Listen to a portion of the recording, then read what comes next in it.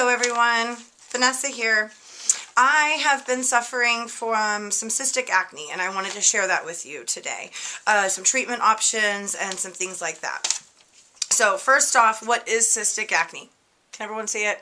It's pretty big. It's right there on my face. They last for weeks. They're those under the skin breakouts that never come to a head. They hurt, they're red, they're extremely painful, and they're like a little nodule under the skin. That is called cystic acne. So cystic acne is caused from stress. It can be caused from hormones, changes in your period, changes in birth control pills, that type of stuff. If you're going through, you lose your job, or you're going through a breakup or something like that, that can cause cystic acne as well when you've never had it before or something like that. So a stressful situation can cause a cystic acne lesion to come on. It's a tongue twister. They can last for a month or two sometimes. So keep that in mind when you're treating it. Don't get upset. Don't get frustrated with it, because this is the process of it. It could take a month or two before it finally goes away. And the reason why it takes so long is because you can't aggressively pop it or extract it, because it carries that liquidy pus in it, and it's called staphylococci. So you can cause a staph infection on your face, or you could cause cellulitis on the face, and that's not something you want to do, right? So a couple of the treatment options I recommend for cystic acne is benzoyl peroxide.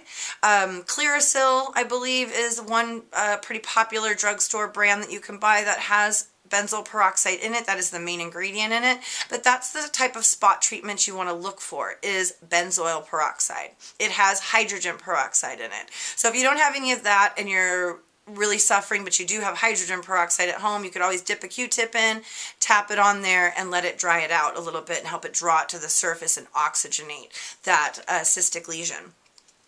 The other thing I recommend is ice. I know it sounds crazy.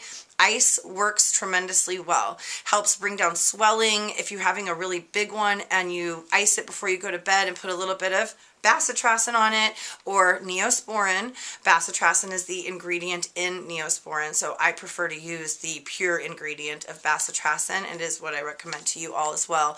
I believe the big name of it is polysporin. You can also do hot compresses to kind of bring it to the surface as well, and to bring blood flow to it. Both ice and heat help it tremendously.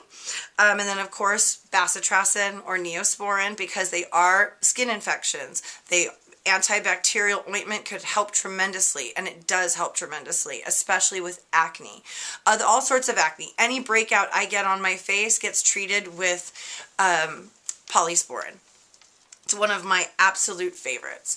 The other thing you can use to treat a cystic acne lesion is high frequency, but that would have to be done with your esthetician in a day spa, somebody that has a high frequency machine for you. You know those like electric globes that when you were young you could touch it and the electricity would shoot up to it? That's essentially what the high frequency is going to do. It's going to run some electricity frequency on it, and it's going to make blood flow and circulation and oxygenation to that area. So that helps as well when you have a really big cystic lesion.